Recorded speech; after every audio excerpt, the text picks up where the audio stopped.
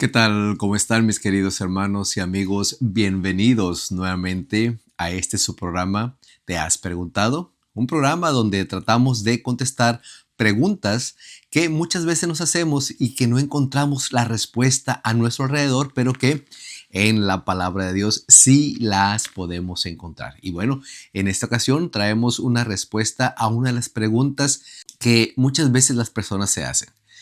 En mi iglesia nos reunimos el domingo, tenemos el Espíritu Santo, sacamos demonios. ¿Esta es una señal para la iglesia verdadera? Bueno, mi querido hermano y amigo, hoy vamos a ver una cita de Cristo Jesús que nos aclara cuál es la iglesia verdadera, cuáles son sus características y cómo nosotros podemos saber si estamos o no estamos en esa iglesia. Mira, para eso quiero que me acompañes al libro de Mateo, en el capítulo 7, los versículos 21, 22 y 23 nos dan luz acerca de la iglesia verdadera. ¿Cuáles son esas características? Y para eso quiero que me acompañes a leer el primer versículo, que es el 21. Dice: no todo el que me dice Señor, Señor, entrará en el reino de los cielos. Y aquí quiero hacer una pausa. Dice, no todo el que dice, no todo el que expresa, no todo el que confiesa Señor, Señor, dice, entrará en el reino de los cielos. Y prácticamente hoy la mayoría de las iglesias, si no es que todas las iglesias cristianas, dicen que Dios es su Señor, que Cristo Jesús es su Salvador. Pero aquí son palabras de Cristo Jesús. Si tú vas a tu Biblia y tu Biblia es de esas que tienen las palabras de Cristo en rojo, encontrarás que el versículo 21, el versículo 22 y el versículo 23 están en rojo. ¿Por qué? Porque son palabras de Cristo Jesús. O sea que no todo el que me confiesa, no todo el que dice que yo soy su Salvador, que mi Padre es su Dios, dice, entrará en el reino de los cielos.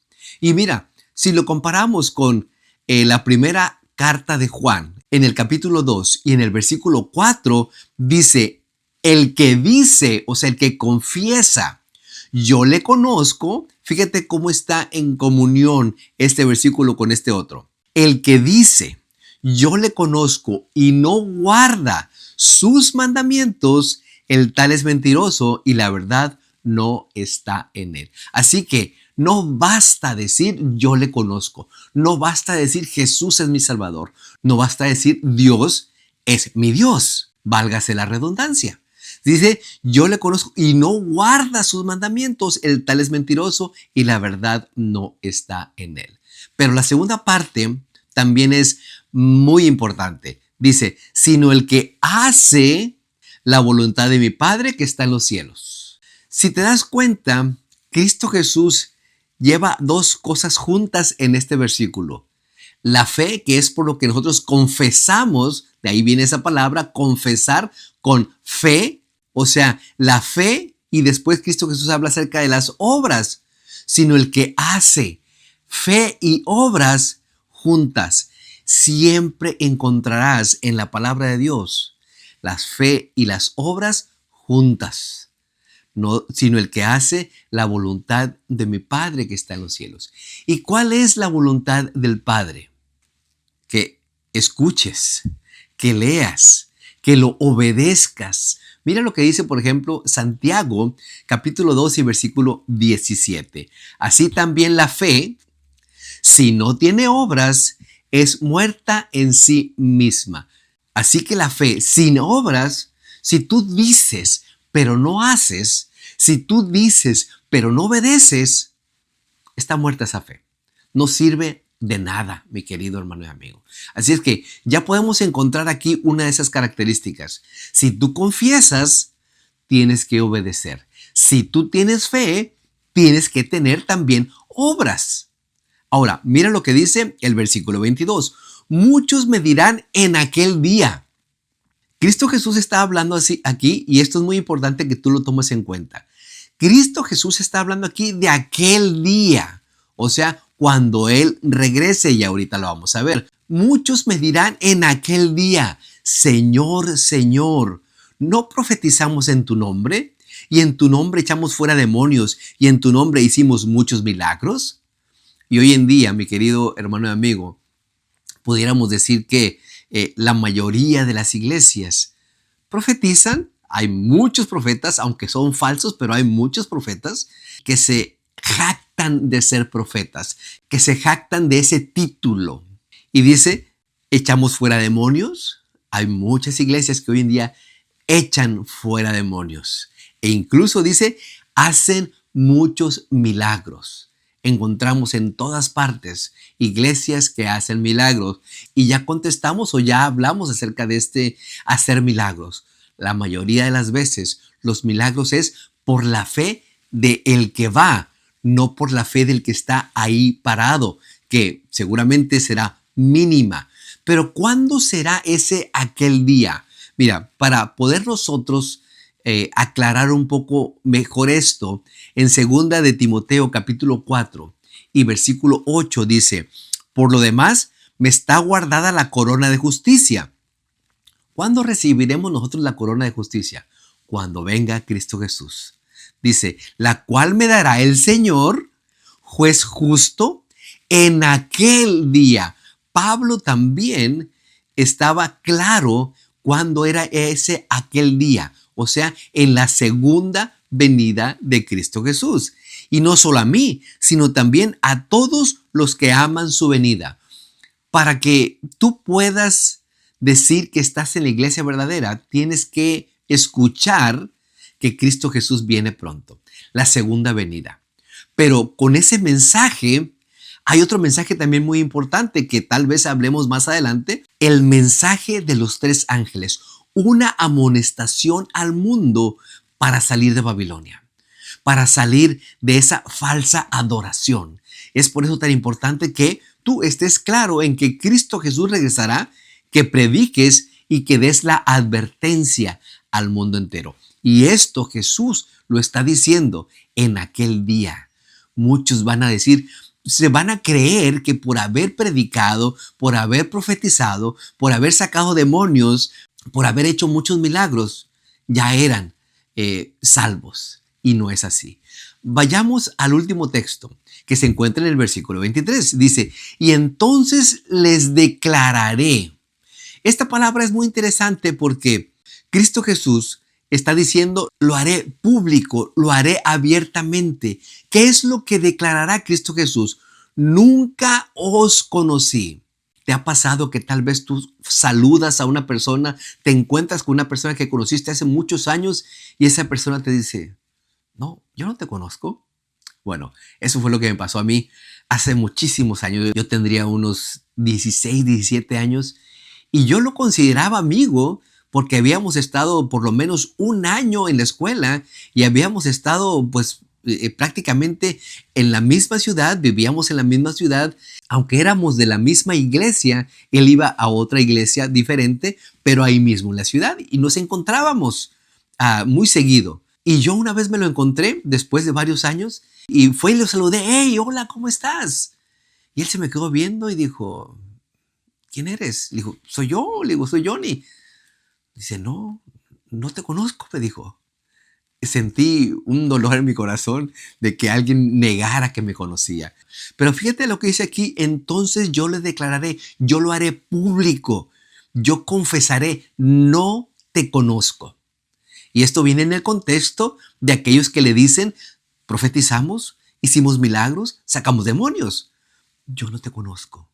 Hazte a un lado, por favor. Fíjate lo que dice Mateo 25:41. Entonces dirá también a los de la izquierda, apartados de mí, malditos al fuego eterno, preparado para el diablo y sus ángeles. Esto viene en conexión con la segunda parte de este versículo 23. Nunca os conocí, apartados de mí. Háganse a un lado. ¿Por qué Cristo Jesús hará a un lado a un grupo de personas? Bueno, aquí ya lo acabamos de leer en el capítulo 25:41.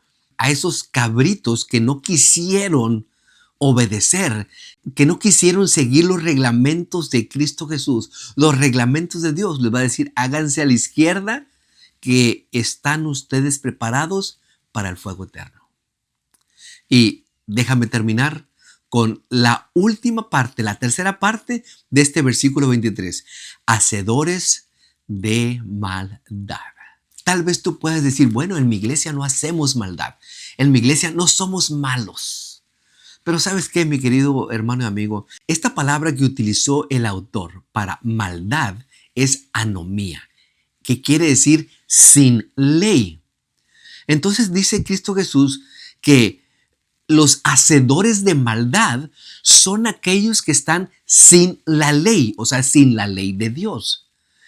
Ahora te imaginas, y quiero que te imagines, porque yo lo he vivido. Hay muchos pastores, hay muchos predicadores que dicen que la ley ya fue clavada en la cruz, que ya la ley no tiene ninguna validez.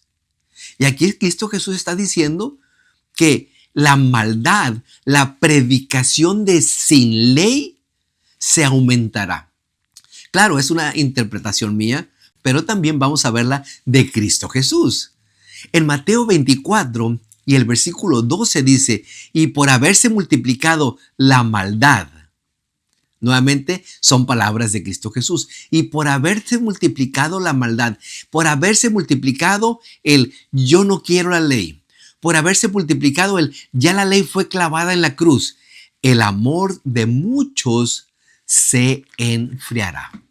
Y hoy en día, tristemente, mi querido hermano y amigo, el amor de muchos se está enfriando porque hay quienes predican que la ley fue clavada en la cruz, que ya no necesitamos la ley.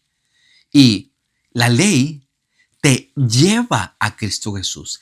La ley te dice que estás en pecado. Y si tú ya no tienes la ley, pues ¿quién te va a decir que es pecado y que no es pecado? Por supuesto, un hombre, tu pastor, tu predicador, tu ministro. Él te va a decir, no, eso no es pecado. Y tú, tristemente, confiarás en esa persona. Y dice Cristo Jesús que maldito el hombre que confía en el hombre. No confíes en el hombre, no confíes en mí. Confía en la palabra de Dios. ¿Quieres estar en la iglesia verdadera? Acabamos de ver en aquel día, Cristo Jesús, cuando Él regrese, dirá, apartaos de mí, hacedores de maldad. Apartaos de mí, tú que predicabas que ya la ley, incluyendo el cuarto mandamiento, ya no está en validez. Mi querido hermano y amigo, si has llegado hasta aquí, te agradecería mucho que compartieras con tus familiares, con tus amigos en las diferentes redes sociales. Porque recuerda, hoy es el día de salvación. Que el Señor te bendiga. Nos vemos la próxima semana. Hasta luego. Hoy es el día de tu salvación. Es hoy, sin vacilar, ruega en oración. Hoy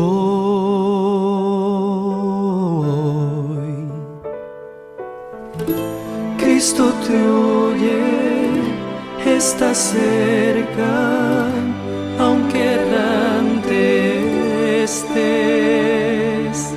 Hoy es el día de tu salvación, deja que te limpie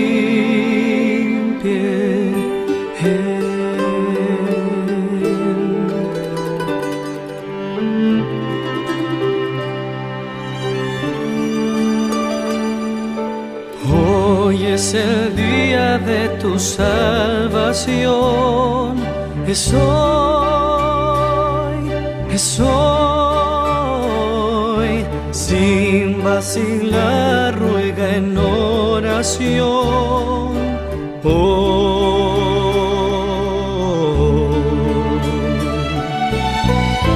Cristo te oye, está cerca, aunque errante estés. Hoy es el día de tu salvación, deja que te limpie